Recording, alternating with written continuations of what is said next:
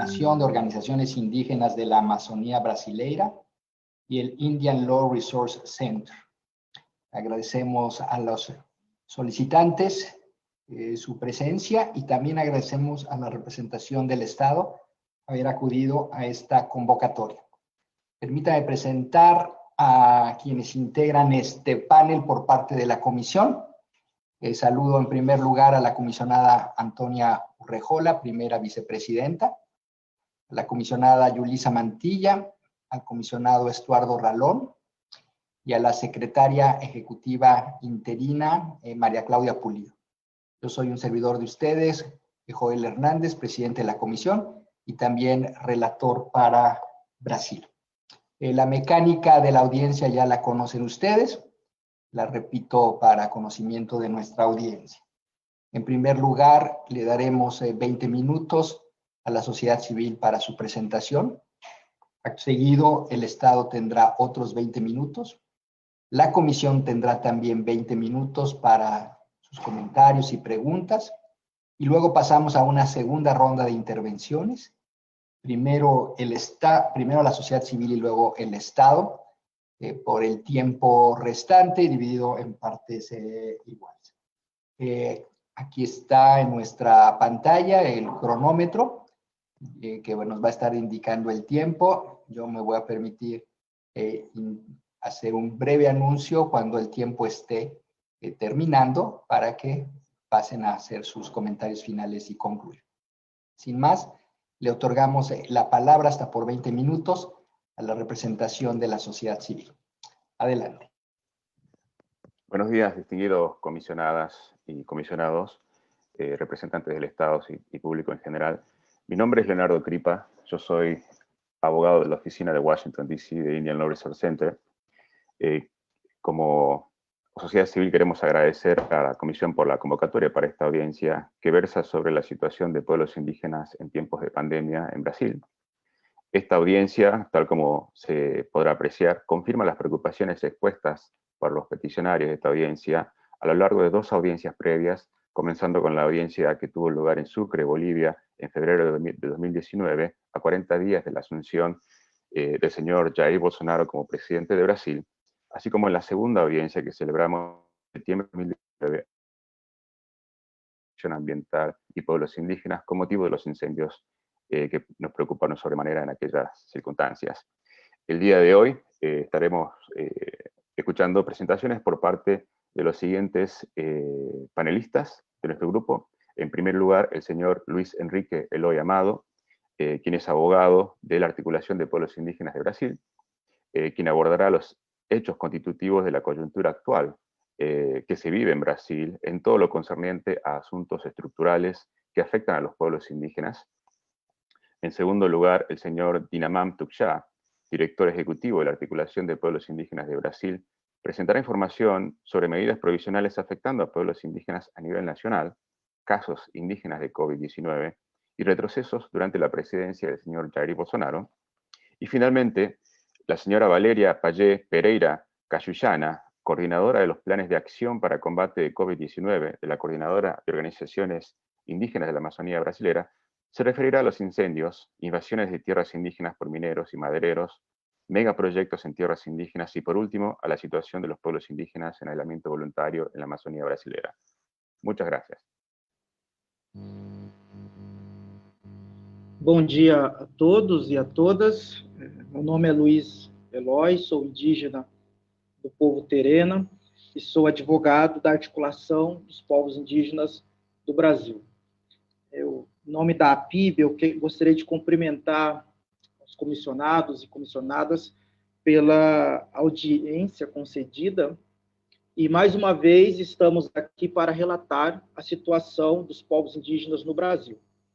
A pandemia chegou em nossos territórios e expôs os problemas estruturais que afetam as nossas comunidades e territórios, como a ausência de demarcação e proteção dos territórios indígenas, as invasões às nossas terras por parte dos garimpeiros e madeireiros, o alto índice de encarceramento e criminalização de lideranças indígenas, o enfraquecimento da fiscalização ambiental, o racismo institucional contra os povos indígenas e também as fragilidades do subsistema de atenção à saúde indígena. Sobre estas, eu destaco a falta de estrutura adequada, insuficiência de equipamento de proteção individual, reduzido estoque de insumos e medicamentos, alta rotatividade de profissionais, dificuldades de garantir formação adequada e implementar educação permanente com as equipes, problemas de integração com a rede de saúde, SUS, e também a situação de precariedade e insalubridade das casas de saúde do índio. O Brasil possui atualmente mais de 900 mil indígenas, sendo 305 povos falantes de 274 línguas e ainda o registro de 114 grupos isolados e de recente contato. Nos últimos meses, temos acompanhado com preocupação o avanço da pandemia sobre as comunidades indígenas. Segundo dados do Comitê Nacional pela Vida e Memória Indígena da Articulação dos Povos Indígenas do Brasil, até o dia 2 de outubro, o país registrava 837 indígenas falecidos, mais de 34 mil infectados e 158 povos atingidos pelo vírus.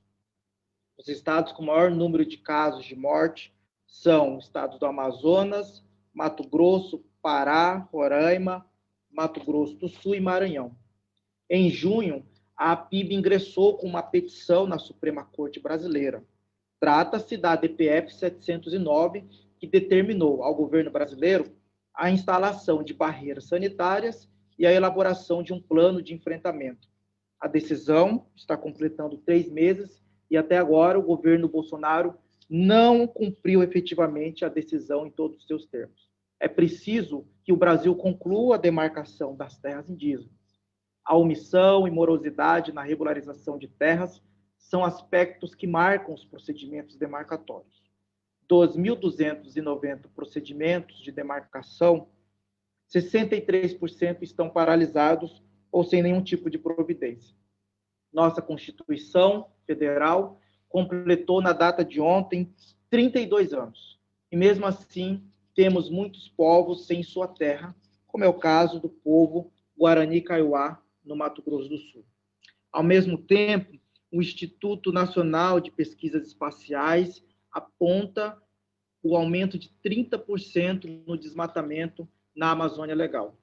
As terras indígenas mais desmatadas foram terra indígena Ituna Itatá, terra indígena Apitereua, terra indígena Cachoeira, terra indígena Trincheira Bacajá, terra indígena Caiapó, terra indígena Munduruku, terra indígena Caripuna, terra indígena Urueu-Auau, terra indígena Manoque, terra indígena Yanomami, terra indígena Minquim, terra indígena Zoró e também a terra indígena 7 de setembro.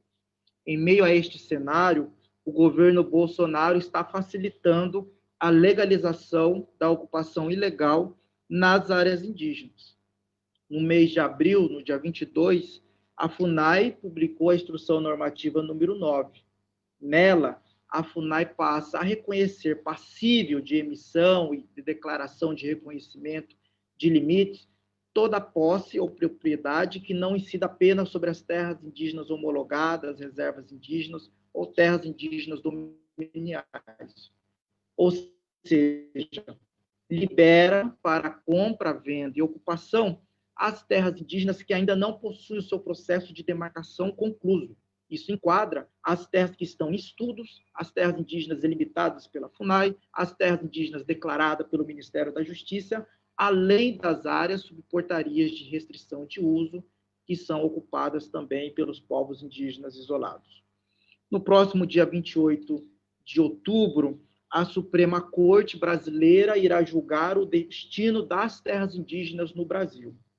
Está na pauta de julgamento o recurso extraordinário do povo Xoclen, que teve a repercussão geral reconhecida. O Supremo analisará o marco temporal.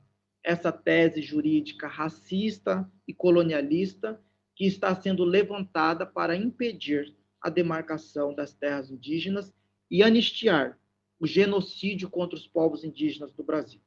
Por isso, mais uma vez, nós reafirmamos que é preciso que o Estado brasileiro seja responsabilizado por todas as violações perpetradas contra os povos originários.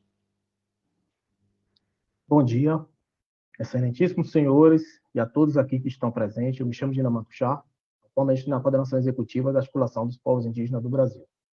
Bom, a Articulação dos Povos Indígenas no Brasil pede que a referida Corte recomende ao Brasil a priorização de medidas específicas para garantir a proteção e a vida dos povos indígenas diante da grave pandemia global que aflige toda a humanidade. Até setembro de 2020, os povos indígenas já ultrapassaram a marca de 30 mil indígenas contaminados e 837 mortes, atingindo também 50% dos 305 povos que aqui vivem. Isso se dá porque não houve um plano emergencial, criado um plano emergencial de uma forma a contento que atenda às demandas dos povos indígenas e que assegurasse de fato a vida dessas comunidades que aqui habitam.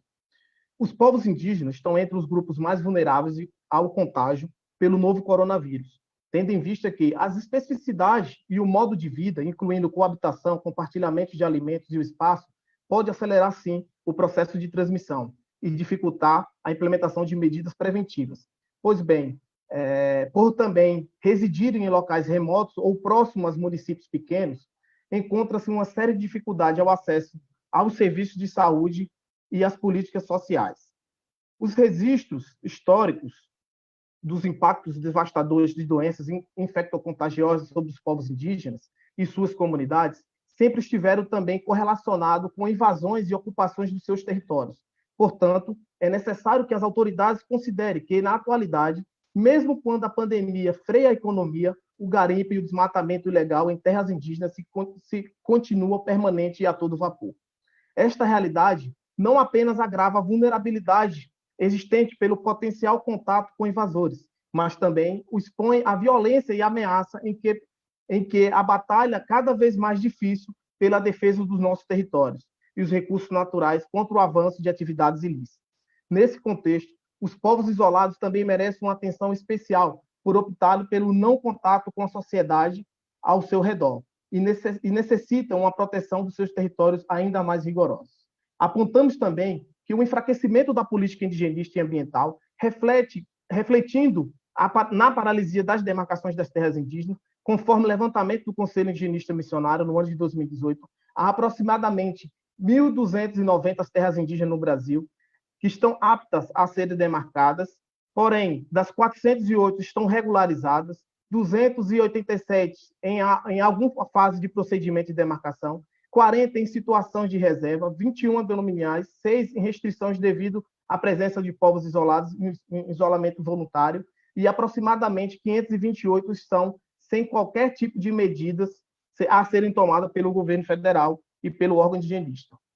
Em um ano e meio do governo Bolsonaro, foram devolvidos 17 procedimentos administrativos que estavam aptos para serem homologados por ele próprio. 5 estavam pelo ministro da Justiça para que a FUNAI tomasse algum tipo de medida, a fim que se façam adequações ao mesmo que essa devolução era para ser feita adequações ao parecer 001 da AGU.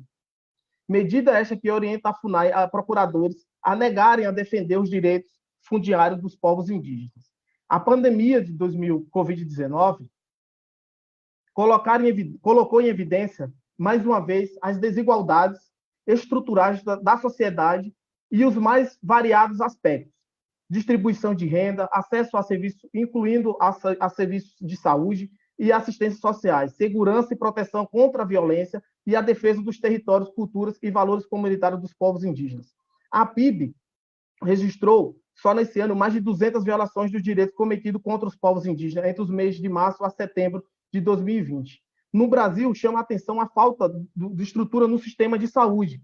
Reforçamos que nós precisamos garantir equipamentos de proteção aos profissionais que atendem aos indígenas, o processo de inadequação das medidas de apoio às comunidades que implicam em deslocamento das aldeias para centros com grande número de contaminados. Além disso, o governo editou, dentro desse período de vigência do seu mandato, durante a pandemia, inclusive, instruções normativas, como já citado aqui, a 09 da FUNAI, PLs da mineração, PL de arrendamento, entre outras medidas que afetam diretamente o direito dos povos indígenas, e potencializando ainda mais a invasão de não indígena em terras indígenas, aumentando o índice de violações de direitos humanos, o que é vedado pela Constituição Federal. E tais medidas poderá gerar um aumento desenfreado de invasões e transmissões do Covid aos povos indígenas, inclusive aqueles que vivem em isolamento voluntário. É importante frisar que as próprias comunidades têm tomado medidas de se fazer isolamento nos seus territórios, enfrentando dificuldades, inclusive, para combater o Covid, pois não temos manutenção auxiliar pelo Estado brasileiro. Atividade essa que é considerada essenciais para a integridade dos povos indígenas. No entanto, os pacotes de ajuda prometidos pelo governo não estão chegando às comunidades de forma a contento, que vê as suas atividades sendo, que vê seus territórios sendo violados dia a dia, a cada momento, por invasores das terras indígenas. Ao mesmo tempo, a pandemia oferece uma oportunidade histórica de abordar essas persistentes desigualdades e preocupações dos direitos humanos por meio de um olhar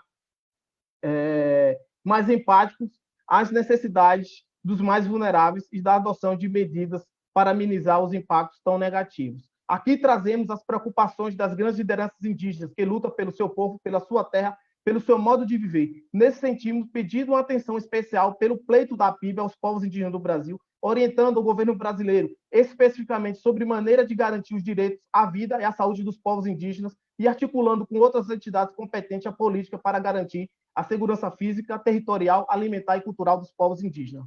Meu muito obrigado.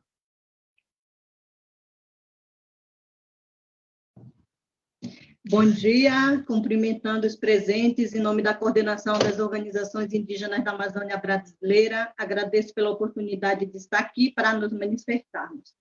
Dando continuidade, com a chegada avassaladora da pandemia do coronavírus entre os povos indígenas, já trazidas aqui pelos advogados indígenas Dr. Eloy Terena e Dinamarca Tuxá, a situação sanitária de saúde se agrava e é potencializado na Amazônia por outros problemas como invasão sistemática das terras indígenas, especialmente com discurso oficial de liberação de atividades econômicas nos nossos territórios.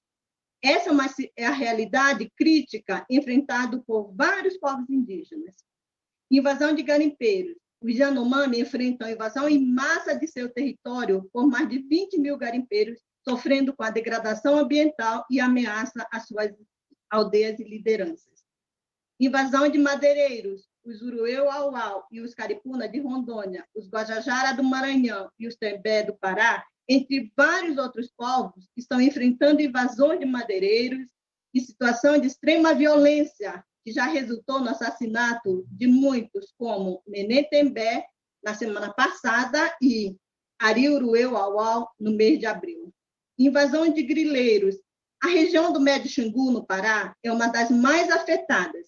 Registra aumentos alarmantes de desmatamento comparado com os anos de 2018 e 2019. As terras indígenas de Tunitatá, Itereua, Trincheira Bacajá e Cachoeira Seca têm sofrido invasões de grileiros para a instalação de pastos e área para o plantio de monocultura, expansão agropecuária. A grilagem em terras indígenas tem sido facilitada pelo Programa de Cadastro Ambiental Rural, CAR, reforçado pela Instrução Normativa número 9, de 2020, da FUNAI, emitida no dia 22 de abril, que altera a emissão do documento chamado Declaração de Reconhecimento de Limites.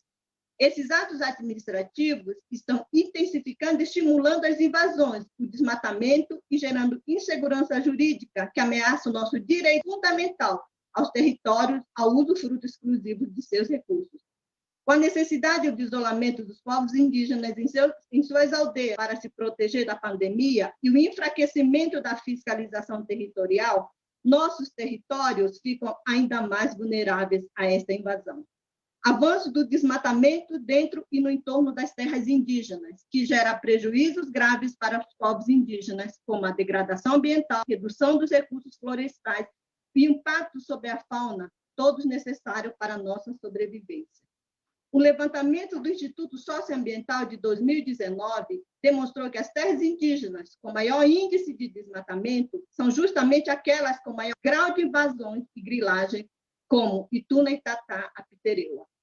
Com a pandemia, essa situação fragiliza ainda mais a situação de segurança alimentar, com parentes confinados em parte do território, sem poder circular e usufruir do que o território oferece. Como exemplo, falamos aqui do povo Paracanã, que ocupa apenas 20% das terras dos seus territórios.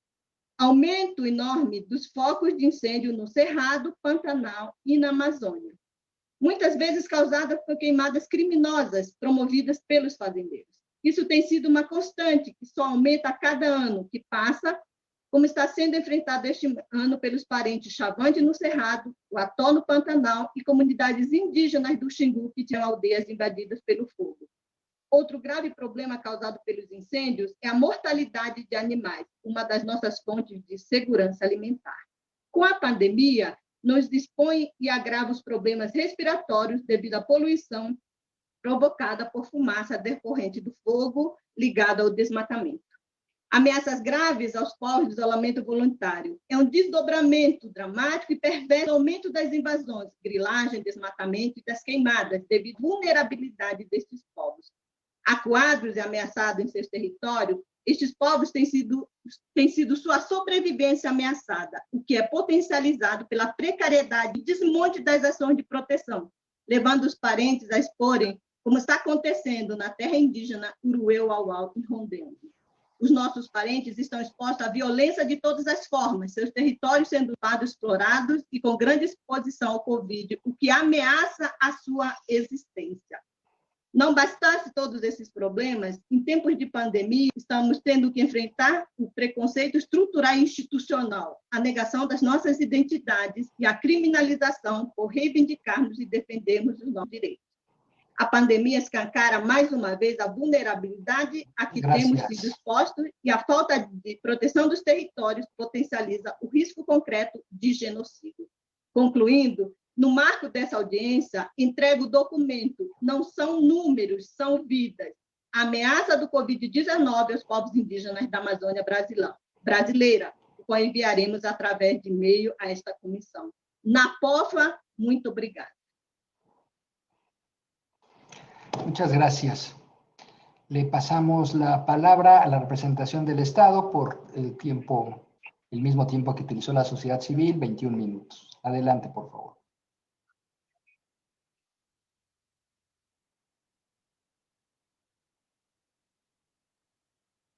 Aqui. Bom dia, obrigado pela oportunidade. Aliás, boa tarde já, né? Eu sou o embaixador Fábio Marzano, sou secretário de Assuntos de Soberania Nacional e Cidadania aqui no Itamaraty. O que eu queria dizer é que o governo brasileiro tem implementado várias medidas, inclusive bastante abrangentes, para proteger a saúde do nosso indígena. Essas medidas, como sabem, elas são centradas na CESAI, a Secretaria Especial de Saúde Indígena, né, do Ministério da Saúde, e na FUNAI, como tem de ser. E o nosso Sistema Único de Saúde continua, como tem de ser, prestando todo o atendimento gratuito aos brasileiros, né, possui uma estrutura especial para os indígenas por meio da CESAI, e desde o primeiro momento dessa pandemia, a própria CESAI, depois poderá esclarecer mais em detalhes, lançou um plano de contingência específico para combater o coronavírus entre os grupos indígenas, né? E, por sua vez, a FUNAI imediatamente tomou uma das medidas que, na nossa visão, é uma das mais relevantes para proteger as comunidades, que foi suspender toda a autorização de ingresso nas terras indígenas. Então, logo foram registrados os primeiros casos de Covid no Brasil. Em termos de segurança alimentar, foram distribuídas mais de 500 mil de cestas básicas, né, em todo o Brasil, de norte a sul, né? E todas essas ações, claro, não teriam sido possíveis sem os recursos financeiros adicionais que foram viabilizados, né, disponibilizados, que permitiram a adoção dessas medidas de proteção e preventivas, como aquisição de alimentos, os kits de higiene, teste, medicamento, EPI, veículos, contratação de mais pessoal de saúde, não é? Enfim, eu gostaria, então, que o Robson Silva, se puder, que é o nosso secretário especial de saúde indígena, e em seguida o presidente da FUNAI, o Marcelo Xavier, pudessem detalhar um pouco mais todas essas iniciativas que eu citei aqui en passant. Muito obrigado. Obrigado, senhor. Aqui é o Robson. Gostaria de cumprimentar todos da comissão. Uma grande satisfação poder falar e esclarecer os fatos. Eu peço desculpa, minha câmera não está ligada, como eu expliquei anteriormente. Eu fiz uma cirurgia, estou em casa, estou convalescente aqui, uma cirurgia de hérnia bastante grave, mas eu fiz questão de participar, tendo em vista a importância da temática. Então, vou começar formalmente aqui o trabalho. Senhor presidente, senhores comissionários, demais senhoras e senhores, tomei a decisão de vir aqui hoje para não deixar que continuem se propagando impressões erradas sobre as medidas adotadas pelo governo brasileiro para proteger os povos indígenas no contexto da pandemia da Covid-19. A Constituição Brasileira de 88 dispõe que a saúde é direito de todos e dever do Estado. De acordo com tal preceito fundamental, o governo federal deve executar as ações de saúde e exercer a responsabilidade sanitária sobre todas as terras indígenas do país. Tal missão é realizada por meio da CESAI, Secretaria Especial de Saúde Indígena, que é vinculada ao Ministério da Saúde e dispõe de 34 distritos sanitários especiais indígenas, onde então reside hoje 755 mil indígenas aldeados. A CESAI cuida dos indígenas aldeados. Ninguém nega que uma pessoa nasça e morra indígena. No entanto, a lei federal diz que a CESAI, o governo federal, a atenção dele direta é sobre os indígenas aldeados. O que isso significa? Que o SUS, o Sistema Único de Saúde, atende a todos os brasileiros, negros, pardos, indígenas, brancos e assim por diante. Mas cabe ao governo federal, a partir da CESAI, os indígenas aldeados. Então, o Ministério da Saúde ele computa todos os brasileiros, inclusive indígenas que moram na cidade. E a CESAI, que é o órgão federal que cuida dos indígenas aldeados, extrai disso o tratamento específico aos indígenas que moram dentro das aldeias, em virtude de suas especificidades e perfis epidemiológicos. A CESAI conta com unidades de saúde situadas em terras indígenas, dentro das terras indígenas. Essas unidades são equipadas e dispõem de profissionais multidisciplinares, incluindo-se médicos, dentistas, técnicos de enfermagem, lembrando que 60% da força de trabalho é formada pelos próprios indígenas. E quando se acusa o governo brasileiro de genocídio, está se acusando indevidamente os próprios indígenas, tendo em vista que eles fazem parte dessa força de trabalho federal. Importante ressaltar que não é competência da CESAI a prestação de serviços de saúde em centros urbanos, mas apenas em terras indígenas. Nesses casos, tendo o princípio da universalidade do SUS, as populações urbanas são atendidas pela rede normal dos municípios e estados. Então, todos os entes da federação são responsáveis pelos indígenas. Feitos esses esclarecimentos, destaco algumas das principais ações realizadas pelo governo durante a pandemia. Desde 28 de janeiro, mesmo antes da decretação da pandemia mundial, já havia planos de contingência pronto. Então, isso é outra falácia, que não havia plano. Todas essas informações encontram no site da CESAI, podem ser baixadas e verificadas. Outra coisa importante foi garantir o alinhamento e permitir a participação social, ou seja, a participação dos indígenas, por meio dos comitês de crise nacional e distritais, com reuniões semanais, mensais e sempre que necessário. O governo federal já disponibilizou 124 milhões para a Covid. Desses, 82 milhões já foram empregados, incluindo-se equipamentos de proteção individual, insumos, medicamentos, materiais de limpeza, testes, contratação de profissionais, incluindo-se médicos, enfermeiros e técnicos em todo o Brasil. Além disso, apoio logístico. Disponibilizou-se também recurso para que os próprios distritos pudessem comprar os seus insumos, fazer suas contratações e instalar as unidades de atenção aos povos indígenas, as UAP, que levaram a interiorização de média complexidade para dentro do território, uma vez que a CESAI faz atenção primária, saúde da família. Com a Covid, tivemos que interiorizar mais, tendo em vista que estados e municípios passavam por dificuldades. Também foram criados leitos hospitalares específicos para a população indígena, né? Já foram habilitados 13.288 leitos de UTI para estados e municípios para tratamento da Covid. Um investimento aí que já passa de 1,9 bilhão. Com o objetivo de garantir o atendimento exclusivo e diferenciado, a CESAI fez articulações para criar alas indígenas, tendo sido criados mais de 156 leitos exclusivos para indígenas, principalmente na Amazônia. Publicação de vídeos educativos. A CESAI ainda recomendou ações de atenção primária com equipes completas e operantes, orientadas a seguir protocolos rígidos sanitários, priorizando a busca ativa em domicílio. A ideia foi evitar a circulação de pessoas enfermas e, portanto, evitar o aumento do contágio. Nesse contexto, destaca-se a antecipação da campanha nacional de vacinação contra a influenza em mais de 2 meses, atendendo assim a população indígena e evitando que os sintomas gripais fossem confundidos com a Covid-19. Habilitou-se 156 leitos de terapia intensiva, com o objetivo de ofertar tratamento adequado para povos de recente contato. Cita-se o exemplo do Isoé, onde o governo federal instalou a primeira UTI indígena. É um fato claro e exemplar de que a prioridade foi efetivada em relação aos povos indígenas. Em relação aos dados oficiais da CESAI e do Ministério, esclareço que o boletim epidemiológico da CESAI apresenta diariamente dados atualizados e alimentados pelas equipes locais. Ou seja, são os profissionais da saúde que alimentam os dados. Nós não trabalhamos com base WhatsApp, fofoca de Facebook. Há uma metodologia de trabalho.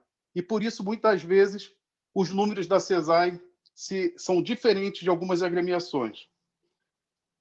A atualização ocorre de segunda a sábado, entre 17 e 18 horas. E, em nenhum momento, a CESAI deixou de publicar dados sobre mortes e infecções pela Covid em seu site. Dados sobre o contágio e óbitos na população indígena são publicados no boletim da Vigilância Sanitária. Então, ratificamos o seguinte: todo brasileiro, indígena ou não, é contabilizado pelo Ministério da Saúde. O que a CESAI faz é contabilizar os números dos indígenas aldeados. Então, o número correto de total de pessoas indígenas que vieram a óbito por Covid no Brasil, sendo indígenas, é 563, e não 875 apresentados anteriormente. E dos indígenas aldeados, 451 indígenas aldeados. 29 mil indígenas aldeados contraíram a Covid, sendo que 24 mil já se encontram recuperados. Com relação à distribuição de cloroquina, para encerrar, no estado de Roraima, isso é uma outra inverdade já apurada pelo Ministério Público, uma vez que esse material foi levado para atendimento da malária, que hoje, por sinal, encontra-se em índices elevados, e nós estamos indo realizar aí mais uma operação conjunta com o Ministério da Defesa na próxima semana. Termino reiterando que o Brasil vem atuando com total respeito às diretrizes da OMS e às recomendações da OPAS para reduzir a transmissão da Covid-19. Suscito a todos visitarem o nosso site saudeindígena.saude.gov.br, onde todas essas informações estão, inclusive com transparência, mostrando aonde os recursos do governo federal estão sendo aplicados. Obrigado.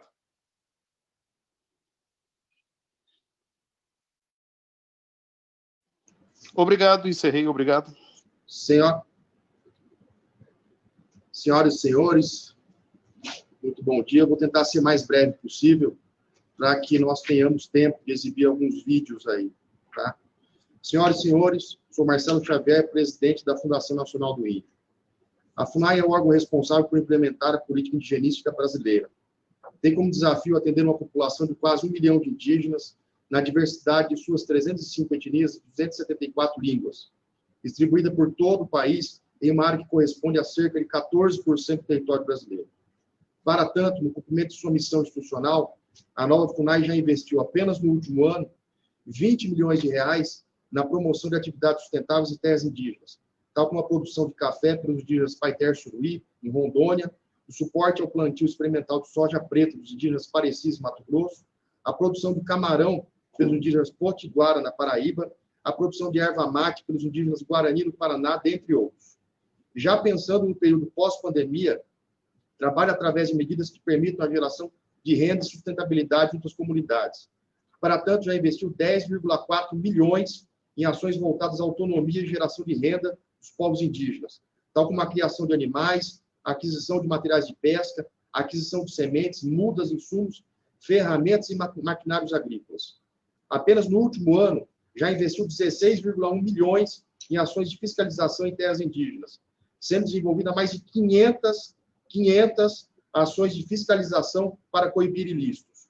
Somente no contexto da pandemia, foram 184 ações de fiscalização em 128 terras indígenas.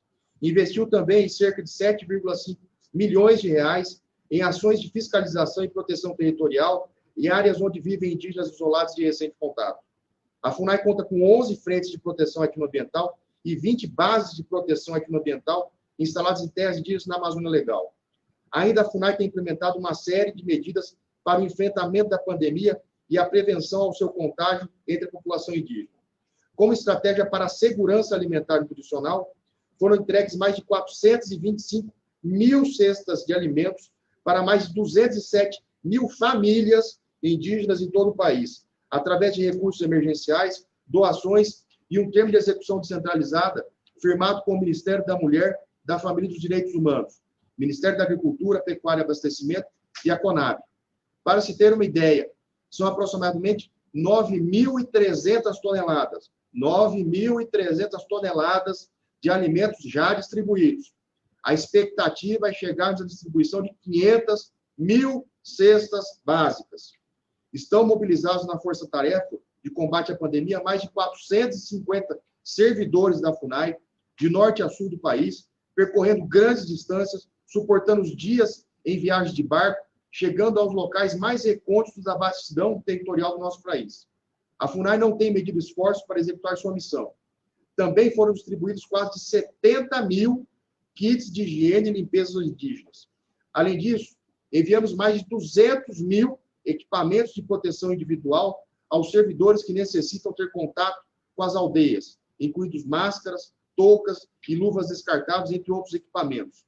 Em termos de barreiras sanitárias, importante ressaltar que o governo federal publicou recentemente a medida provisória 1005, que permite a ampliação e aprimoramento dos trabalhos de combate à Covid. Atualmente, a FUNAI presta apoio a mais de 300 barreiras sanitárias para impedir a entrada de não indígenas nas aldeias. Desde março, através da portaria 419, foi restringida a entrada de não indígenas nas aldeias, bem como feita a conscientização, através de farto material distribuído, para que os indígenas evitem sair das aldeias e não recebam visitas, e nem realizem suas festividades típicas em aglomerações. As ações são realizadas em conjunto com órgãos de saúde e segurança, a fim de diminuir o risco de contágio entre as populações indígenas, promovendo rondas, monitorando a circulação dos acessos às áreas indígenas e informando sobre as recomendações do Ministério da Saúde para a prevenção da Covid. A medida provisória 1005 buscou facilitar a atuação nos parceiros governamentais, no suporte às barreiras sanitárias, autorizando a FUNAI a efetuar o pagamento de diárias a servidores públicos e militares dos órgãos de segurança públicas, estaduais e distritais que participam das atividades. O somatório dos investimentos apenas em ações da Covid já ultrapassa a marca de 27 milhões de reais. Em relação à saúde indígena, a FUNAI e a CESAI trabalham de forma articulada no combate ao coronavírus. O papel da FUNAI é monitorar as ações e serviços de atendimento à saúde indígena. Também lançada pela FUNAI a campanha Empresa Solidária, que visa a arrecadação de alimentos não perecíveis, itens de higiene pessoal, produtos de limpeza, equipamentos de proteção individual, roupas, cobertores, agasalhos, insumos e sementes, ferramentas agrícolas, materiais de pesca, dentre outros itens, o qual se encontra no nosso site. Os indígenas contam ainda com uma central de atendimento específica para solicitações relacionadas ao combate ao Covid, para que as demandas cheguem mais rápido aos órgãos competentes. As informações podem ser encaminhadas por meio de mensagem de texto e aplicativo de WhatsApp, ou ainda por e-mail. Isto é a FUNAI dando acessibilidade aos indígenas.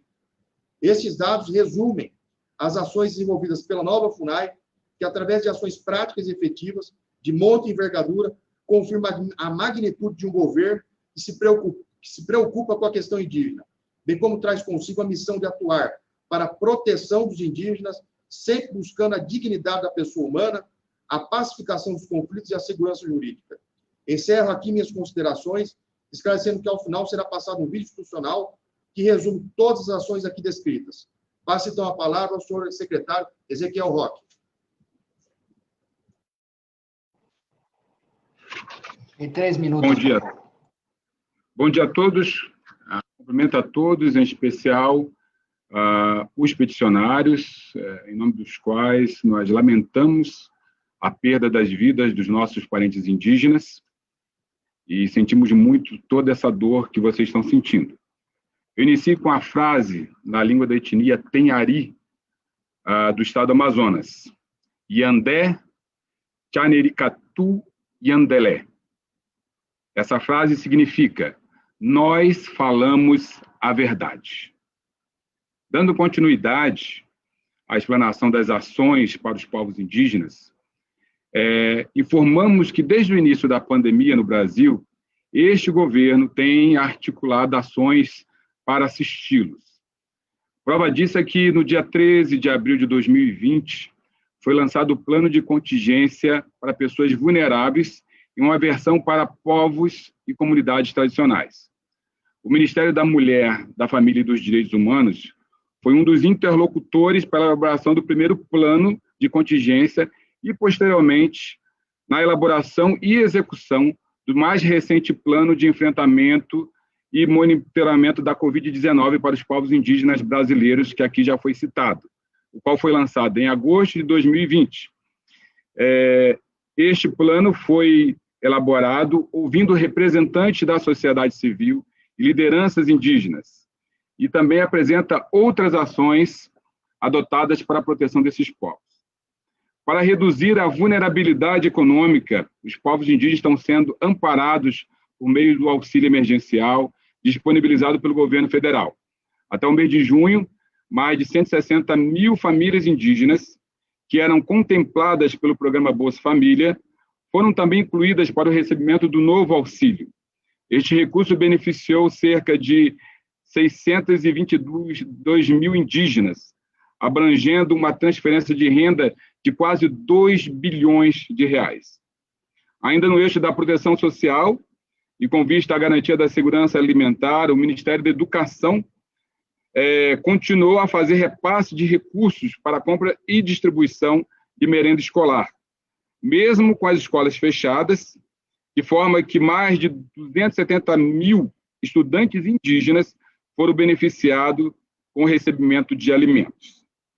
Por fim, o governo brasileiro tem trabalhado muito para assistir os povos indígenas, e os dados apresentados aqui mostram a verdade. Como prova disso, gostaríamos de apresentar alguns vídeos para mostrarmos essa verdade a todos vocês. Gostaríamos que fosse compartilhado na tela agora a apresentação do vídeo. Hemos agotado el tiempo. Les ruego que pasemos los videos en la segunda ronda de intervenciones, por favor. Ahí tendrán tiempo suficiente. Le paso ahora la palabra a mis colegas, comisionados por 20 minutos. En primer lugar, reconozco a la primera vicepresidenta, Antonia Urrejola. Muchas gracias, presidente. En primer lugar, saludar a todas y todos los presentes, saludar a mis colegas, a la Secretaría Ejecutiva, pero muy especialmente a los representantes de las organizaciones de la sociedad civil, a los representantes de los pueblos indígenas, y también un saludo especial a la representación del Estado. Yo, en primer lugar, quiero indicar cómo nosotros desde la Comisión, desde el inicio de la pandemia, hemos estado especialmente preocupados sobre la situación de los pueblos indígenas en general, y en particular respecto a la situación de los pueblos indígenas amazónicos y muy especialmente respecto a los pueblos indígenas en aislamiento voluntario.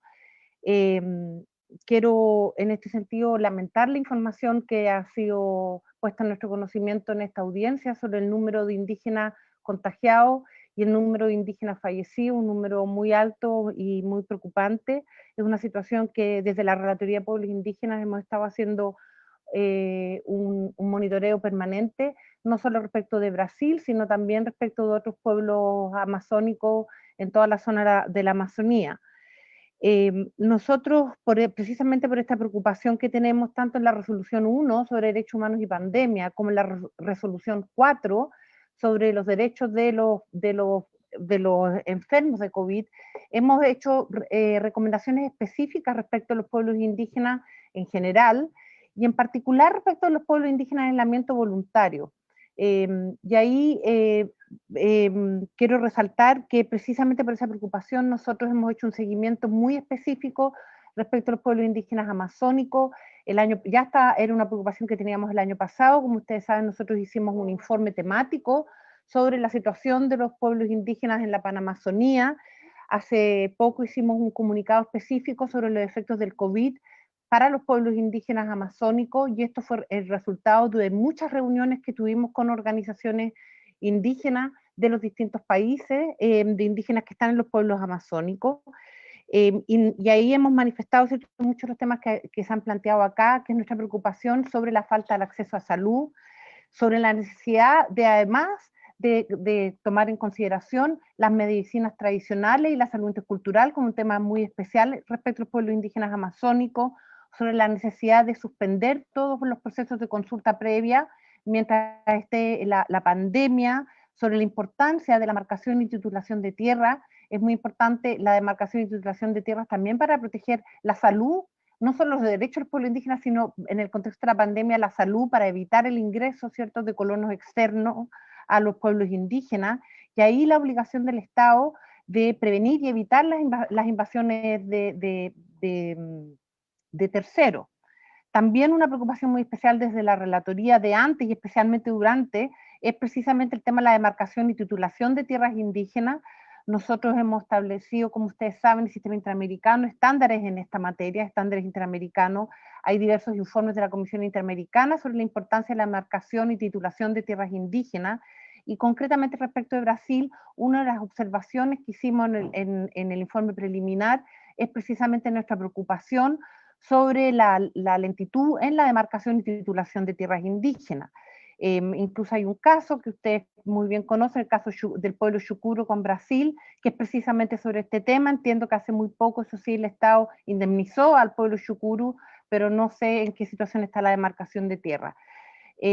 También, y quiero poner el contexto por todos los temas que a la Comisión le han preocupado y que ustedes han estado planteando acá, hemos estado haciendo un seguimiento muy cercano sobre el derecho a la vida y la integridad de los pueblos indígenas. La Comisión tiene medidas cautelares específicas de pueblos indígenas de Brasil, de antes de la pandemia, el pueblo guaraní Kaiowá, y precisamente ahora en el contexto de la pandemia, una de las medidas cautelares que hemos implementado, que tienen un enfoque colectivo, es respecto del pueblo Yanomami, precisamente por los efectos de la pandemia, respecto de un pueblo que está epidemiológicamente vulnerable a cualquier invasión extranjera, a cualquier invasión ajena a las tierras.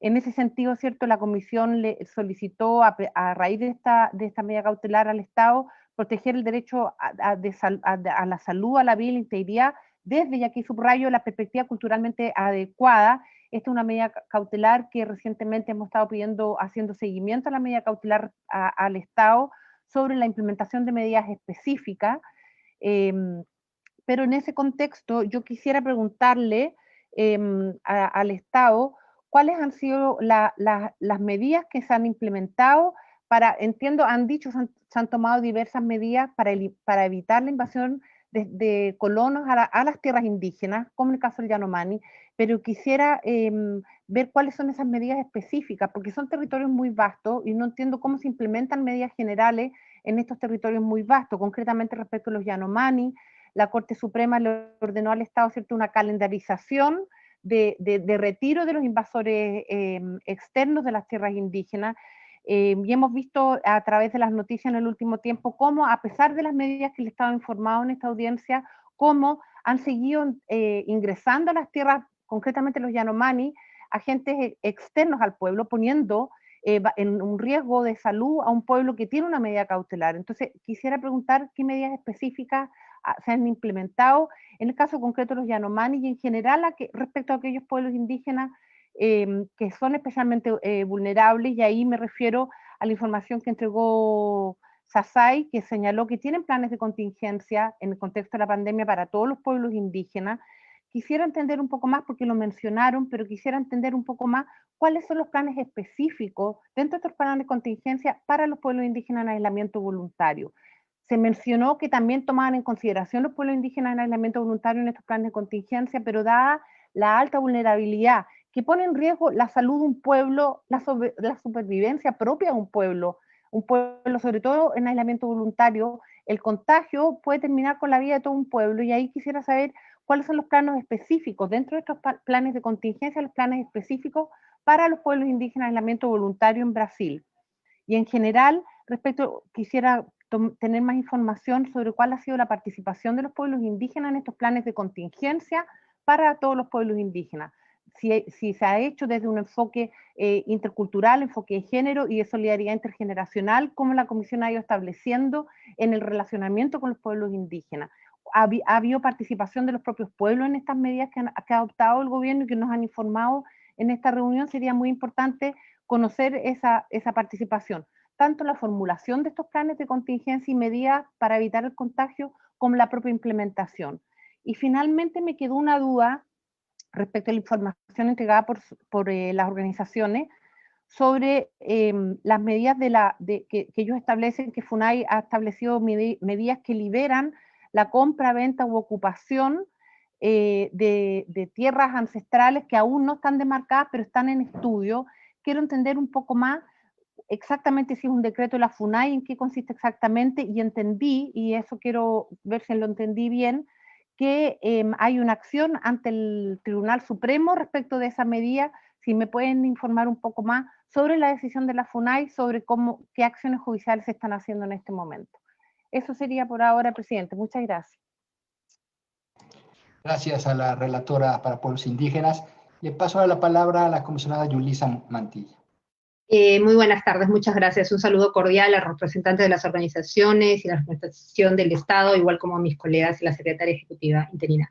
Tenía una preocupación muy puntual, porque además de ser comisionada, soy relatora para las personas mayores. Y quería pedir a los representantes de las organizaciones si pudieran contarnos un poco más cuál ha sido el impacto de la pandemia, sobre todo en las personas mayores, en sus organizaciones y comunidades, y pensando un poco en la resolución 1/2020 que dio la Comisión Interamericana con preocupaciones específicas. Y para la representación del Estado va la misma pregunta. Si dentro de las políticas de la FUNAI y en general hay una visión de preocupación particular por la situación de las personas mayores en la atención de la pandemia. Lo digo por lo que puede ser como el acceso al cuidado de la salud, pero además si hay un entendimiento de la importancia del rol de las personas mayores en las comunidades y en los pueblos indígenas. Eso, gracias. Gracias, comisionada. Paso la palabra al comisionado Estuardo Ralón. Gracias, presidente. Un saludo especial a las organizaciones, igualmente a representantes del Estado, a mis colegas y Secretaría Ejecutiva. Yo tenía dos preguntas. Una era para los representantes del Estado, el nivel de participación de los pueblos indígenas en la formulación de las medidas de prevención o atención médica que han tomado para los pueblos. Y esa sería una de las preguntas. Y la otra, si pudiera también el Estado profundizarme el estado actual de la ley 14.021, que creó el plan de emergencia para enfrentar el COVID-19 en territorios indígenas y medidas de apoyo a comunidades quilombolas y tradicionales, específicamente los artículos vetados por el presidente. Esas serían las dos preguntas. Gracias.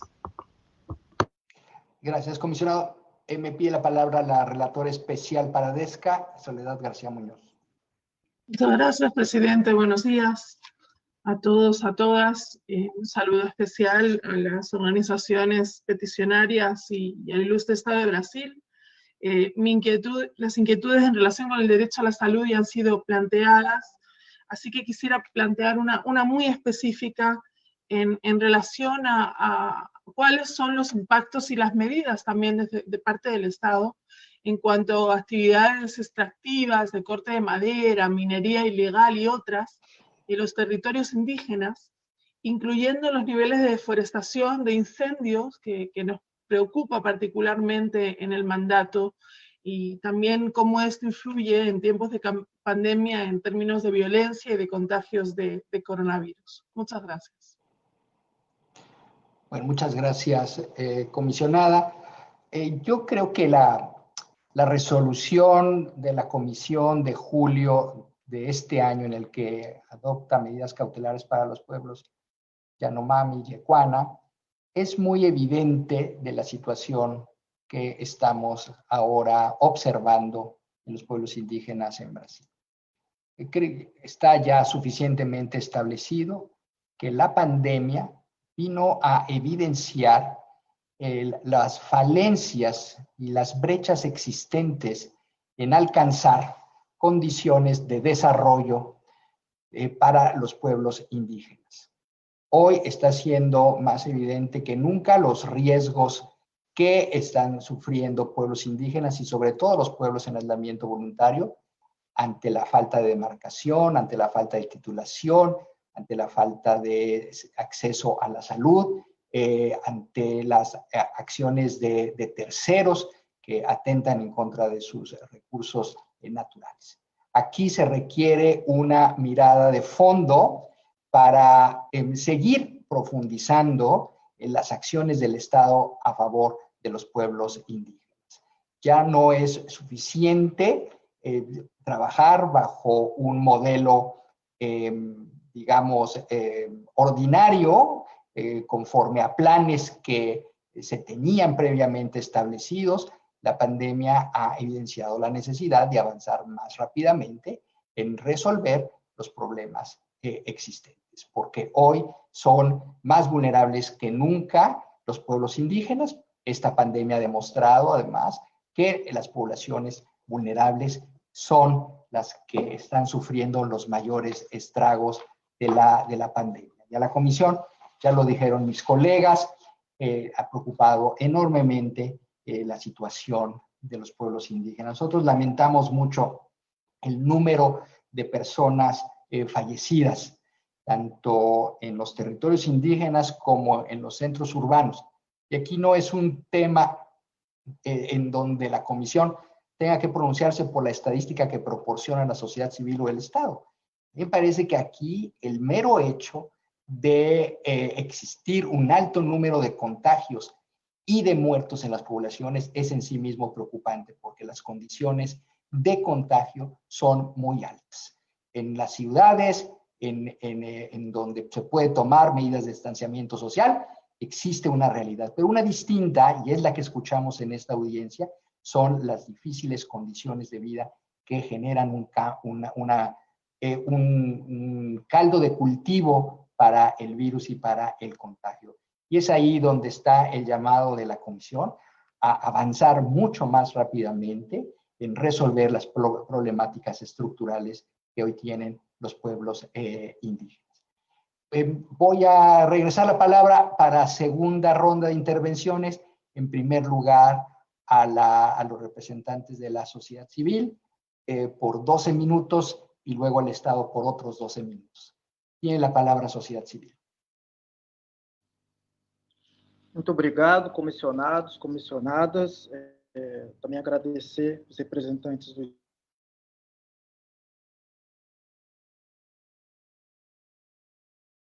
uma situação caótica que está se passando no Brasil. A gente fica aqui com um compromisso de encaminhar depois para a Comissão Interamericana o relatório da APIB, chamado Vidas Indígenas Importam, que vai ser lançado esta semana. e que ela traz justamente esse relato das violações que se perpassaram no Brasil nesses 7 meses, pelo menos 7 meses de pandemia. Alguns esclarecimentos que eu gostaria de aproveitar a oportunidade, além de responder à pergunta da comissionada, em relação à fala, né, dos representantes do Estado. Não há dúvida que no Brasil nós estamos num contexto político estritamente adverso ao direito dos povos indígenas, né? Isso não é novidade, não é segredo. O atual presidente do Brasil foi eleito prometendo não demarcar nenhuma terra. A pandemia, na verdade, veio agravar essa situação estrutural em que o país já se estava. O secretário Robson, com todo respeito, falou que trouxe novamente essa questão do atendimento aos indígenas no Brasil.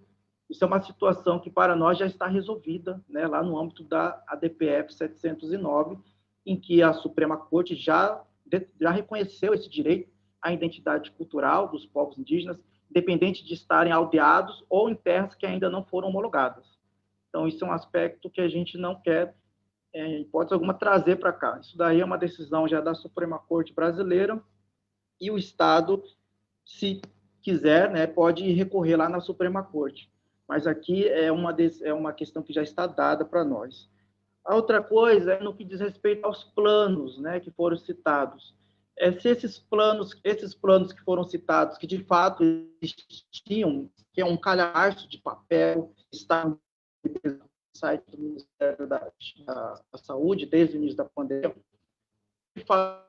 implementado, e tampouco contaram com a participação dos povos indígenas. Haja vista que o próprio Fórum de Presidente do CONDISE foi extinto pelo atual governo brasileiro. O Fórum de Presidente do CONDISE é a instância máxima de participação social do controle da saúde, e ele só retornou agora por força de decisão judicial, por conta de uma ação que a PIB moveu na Suprema Corte. Então, é importante a gente deixar isso claro.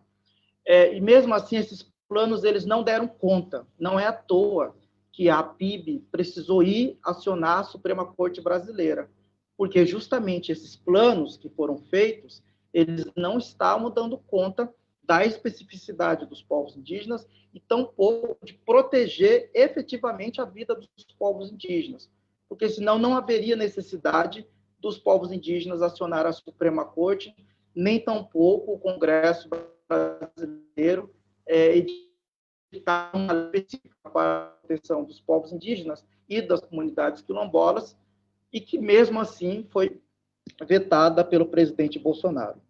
Um outro aspecto é em relação às mais de 300 barreiras que o presidente citou. Essa informação, inclusive, já consta lá no âmbito da ADPF 709, no Supremo Tribunal, e lá a FUNAI informa que já tem 309 barreiras sanitárias no Brasil. E isso também é uma questão muito questionável, porque, analisando a documentação levada aos autos pelo governo brasileiro, a gente vê que o governo brasileiro, por exemplo, considera placa de advertência como se fosse barreiras sanitárias. Desde quando placa de advertência é suficiente para impedir o ingresso do vírus em terras indígenas? Essa é uma pergunta que nós fizemos lá na Suprema Corte e eu faço novamente aqui.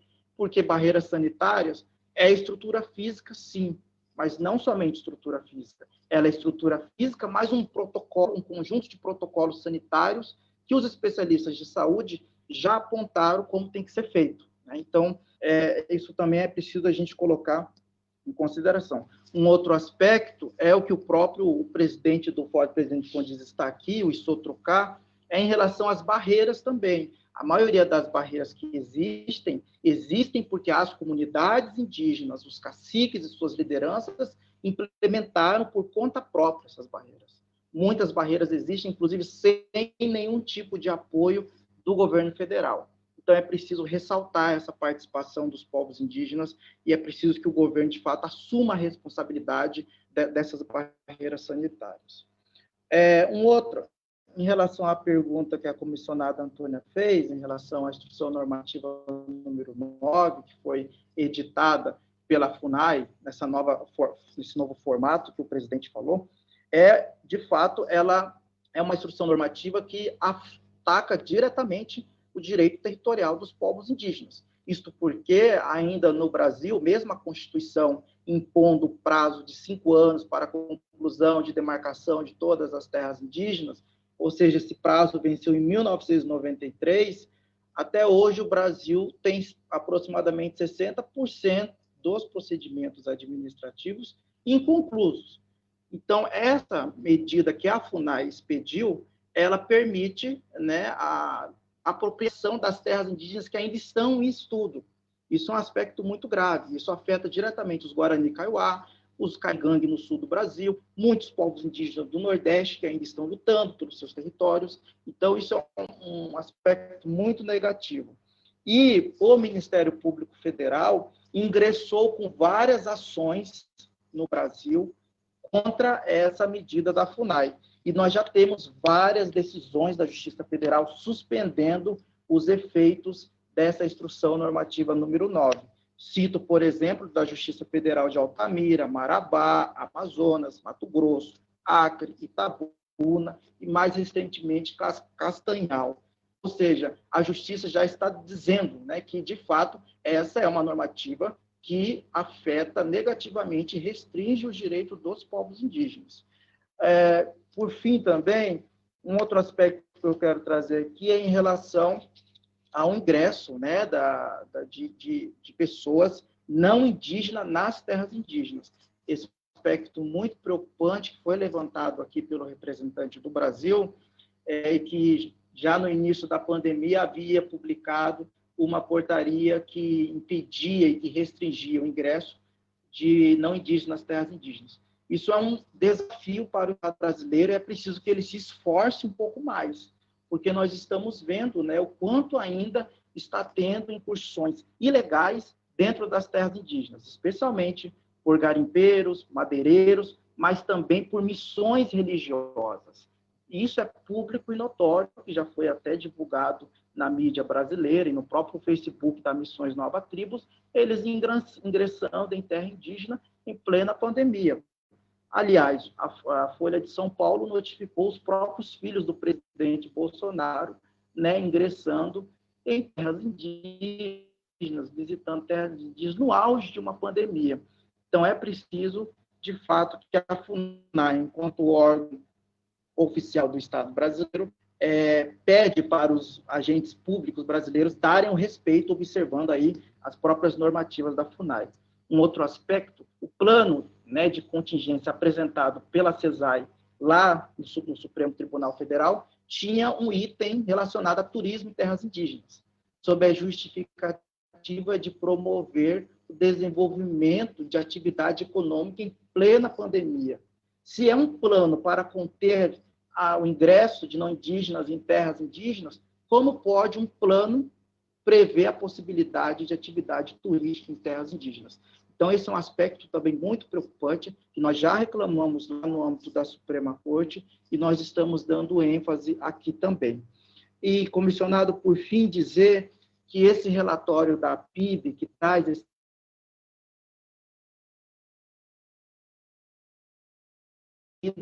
são anciões, principalmente, são lideranças históricas do movimento indígena brasileiro, lideranças, inclusive, que atuaram na Constituinte de 87, 88, que defenderam essa Constituição que nós temos hoje, que tiveram a vida ceifada pela pandemia. E essas vidas que foram levadas a sua perda está intimamente relacionada com a omissão e a inércia do poder público brasileiro. Isso é uma responsabilidade que não é da PIB. E os dados que nós estamos trazendo aqui não são fofocas de WhatsApp. Né? A PIB também montou um comitê da memória e da vida indígena e que tem representantes em todas as organizações indígenas de base. Essas, por suas vezes, também têm o seu método, né, e o seu comitê de equipes, como a COIAB, a APOIME, o Conselho Terena. Todos esses números, eles são levantados e são verificados. Então, não se trata de fofoca, né? Se trata assim, de números que expressam aí a realidade e que tem uma metodologia comprovada e que está exemplificada em nosso relatório. E esse é um aspecto fundamental, porque nós não estamos aqui apenas, né, para trazer esses aspectos negativos, mas nós precisamos, de fato, que o Estado brasileiro assuma a sua responsabilidade. O Constituinte de 88 elegeu a defesa, a demarcação e a proteção dos territórios indígenas como dever constitucional. Isso não deve, em hipótese alguma, estar submetido a ideologias políticas ou a direcionamento de governos passageiros. Foi um compromisso de Estado, e é isso que nós estamos exigindo aqui. A defesa da vida dos povos indígenas é um compromisso do Estado brasileiro, e não apenas de um governo. Então, o governo Bolsonaro vai passar, virão outros governos, mas o compromisso que o Brasil firmou foi justamente isso. E é isso que nós estamos aqui também exigindo, esse compromisso enquanto Estado brasileiro. Muito obrigado.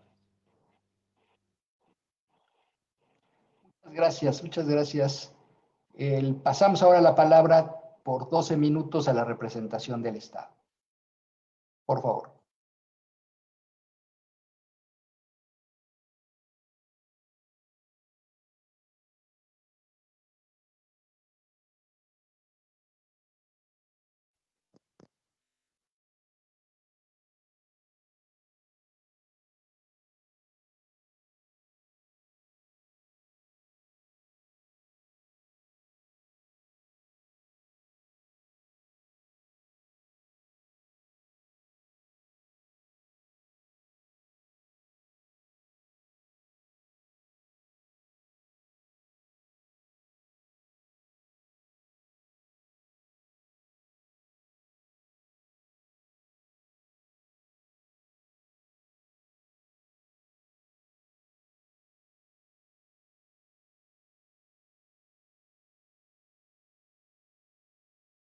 Indígenas, os DICEI, formados por 20 mil profissionais das áreas da saúde, saneamento e engenharia. Neste ano, o governo do Brasil criou o Plano de Contingência Nacional para a Infecção Humana pelo Coronavírus em povos indígenas, com um aporte de mais de 125 milhões de reais. A CESAI criou mais de 200 unidades de atenção primária para acolher casos suspeitos ou confirmados do coronavírus e onde também são realizados tratamento de oxigenoterapia em casos leves e moderados.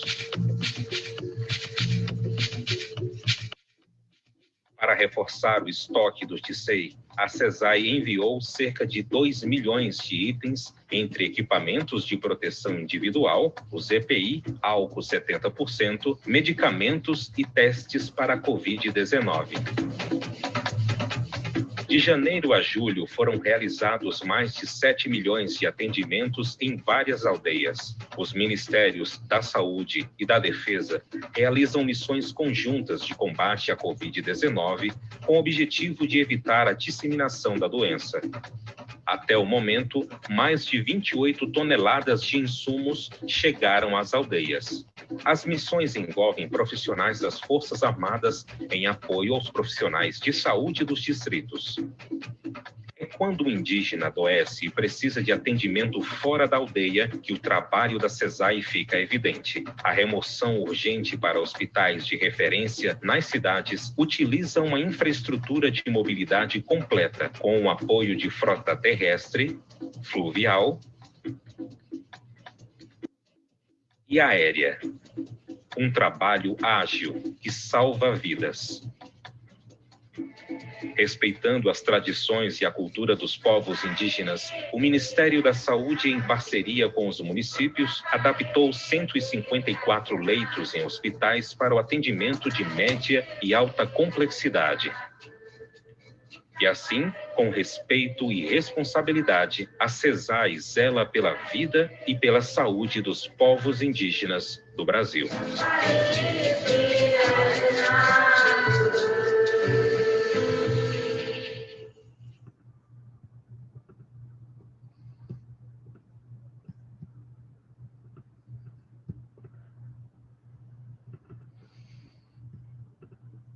FUNAI contra a Covid-19. A a FUNAI já investiu mais de 27 milhões e meio de reais em ações preventivas no combate ao novo coronavírus. Entre as medidas tomadas para a proteção dos indígenas, a de maior impacto foi a garantia da segurança alimentar. Quase 500 mil cestas de alimentos foram entregues em todo o Brasil, beneficiando 154 mil famílias em mais de 3 mil comunidades. A FUNAI, enquanto órgão indigenista oficial do Estado brasileiro, tem dado todo o suporte e atenção para que os indígenas possam passar por esse momento da pandemia da melhor forma possível. Cerca de 450 servidores da FUNAI se mobilizaram e superaram desafios logísticos para que os alimentos chegassem às aldeias. Foram 39 coordenações regionais da FUNAI envolvidas na entrega. Outras medidas preventivas no combate ao novo coronavírus também foram adotadas. O suporte da FUNAI a mais de 300 barreiras sanitárias em todo o Brasil. A distribuição de 63 mil kits de higiene e limpeza para famílias indígenas. A suspensão das autorizações de ingresso em terras indígenas. O recebimento de doações destinadas às famílias indígenas mais vulneráveis, por meio da campanha Empresa Solidária. Monitoramento da saúde indígena. Suporte da FUNAI com orientações às lideranças indígenas para reforçar a adoção de medidas preventivas. Envio de equipamentos de proteção individual, como máscaras, toucas e luvas descartáveis para cerca de 450 servidores. Fiscalização relacionada ao combate à Covid-19, com 184 ações em 128 terras indígenas, para impedir atividades ilegais durante a pandemia, totalizando 3,3 milhões de reais investidos.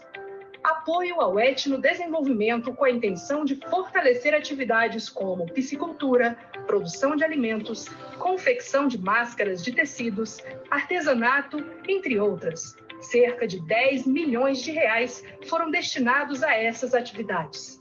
Além das ações preventivas, a FUNAI também conta com uma central de atendimento aos indígenas específica para solicitações relacionadas ao combate da Covid-19.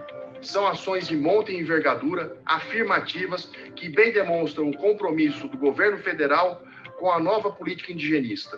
Juntos, com otimismo e serenidade, tenham certeza de que passaremos por mais essa adversidade. Para mais informações, acesse funai.gov.br e fique por dentro das ações da FUNAI no combate ao novo coronavírus.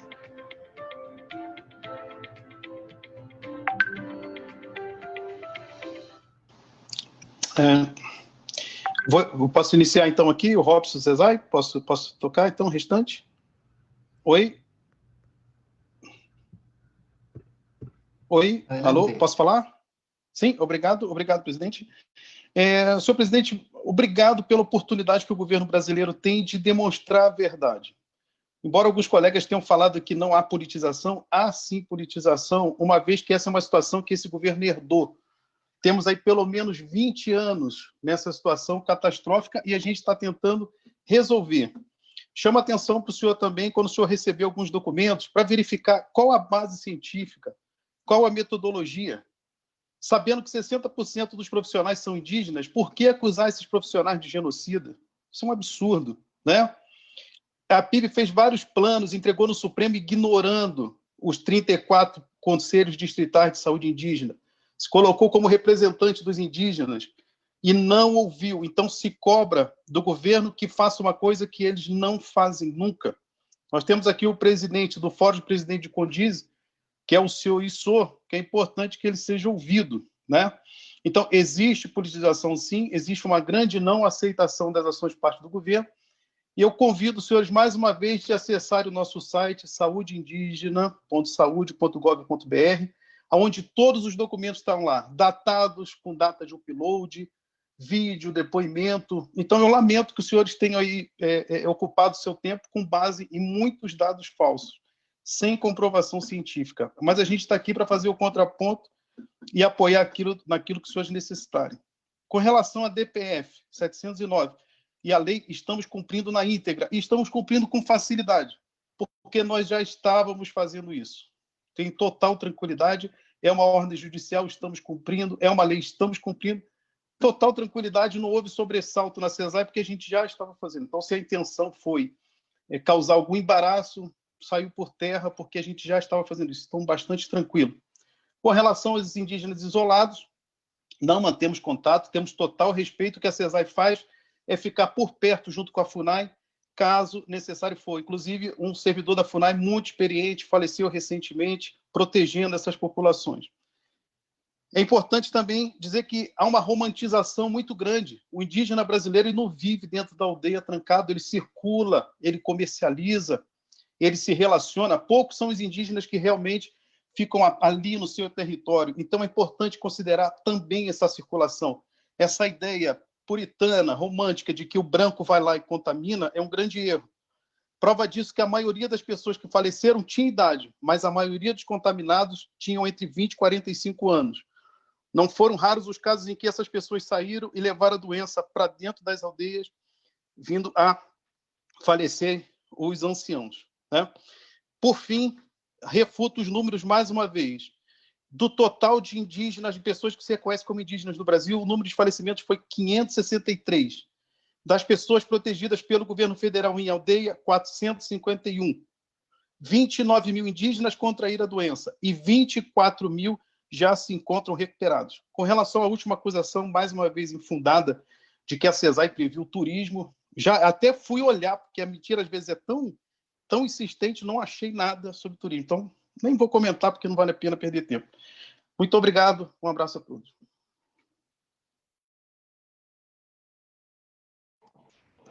Bien. Boa tarde a todos. ¿No hay más intervenciones por parte del Estado? Concluimos entonces esta audiencia.